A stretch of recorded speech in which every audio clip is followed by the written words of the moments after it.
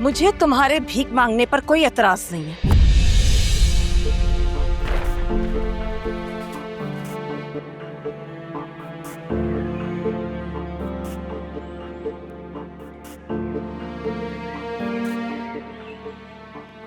ना 1 मिनट मैं, मुझे बीच में मत टोको।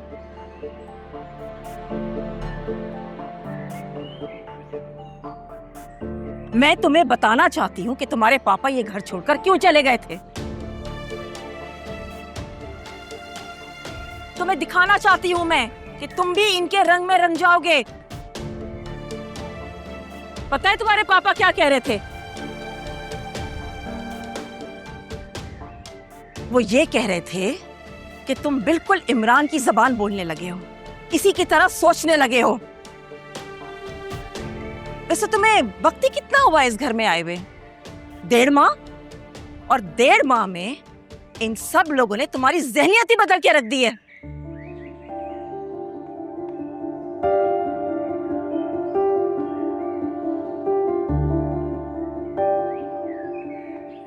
देखो बेटा,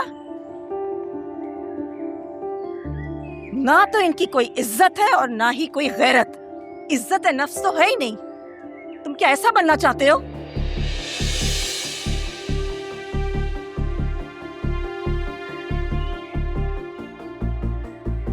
हम कोई भी काम अगर छुपकर करते हैं ना रेहाना भाभी, तो इसका मतलब ये जरूर है कि हम कोई गुनाह कर रहे हैं या कोई जुर्म। ऐसा नहीं है भाभी। ऐसा ही है, बीच में मत बोलो इमरान तुम। नहीं, मैं वजाहत देना जरूरी समझता हूँ।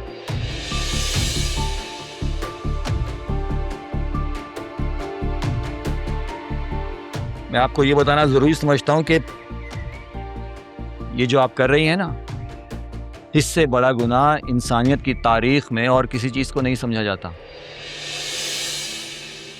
आप अपनी हैसियत के मान और अना में आकर एक गरीब, बेबस, बेकस, मजबूर औरत की गुर्बत का मजाक उड़ाकर उसका दिल दुखाने की कोशिश कर रही हैं, ये जाने बगैर कि वो किस हद तक मजबूर होगी यूं हाथ फैलाने के लिए। भाभी जी, अपनी अना की खातिर तो लोग अपनी जान तक दे देते हैं, और इन्होंने अपनी अना को बेचकर अपनी बेटियों की खुशी खरीदने की कोशिश की।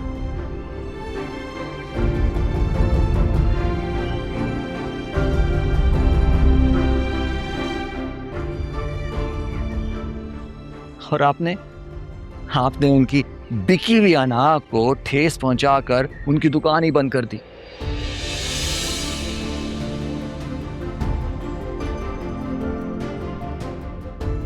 ये सबसे बड़ा गुनाह है और आप ये सरेआम कर रही हैं।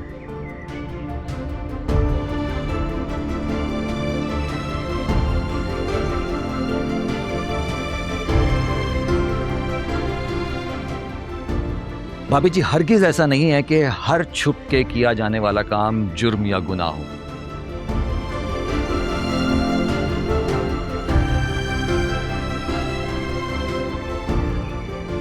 Now you may continue.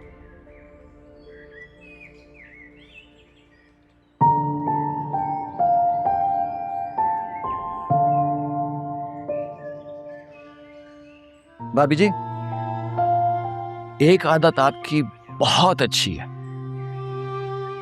वो ये कि जब आपको अपने गुनाह का एहसास हो जाता है ना, तो आप उसको तस्लीम करके खामोश हो जाती हैं।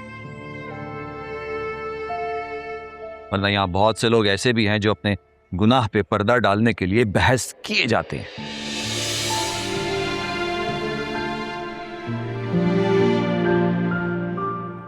कोई किसी के गुनाह पे पर्दा नहीं डाल सकता जब तक वो गुनाह पे पर्दा डालने की तौफीक ना दे। वो जिसका एक नाम सत्तार भी है। आप ना रोजाना इशा की नमाज के बाद एक तस्बीह या सत्तार की पढ़ा कीजिए। परवरदिगार आपको दूसरों के गुनाहों पे पर्दा डालने की तौफीक देगा।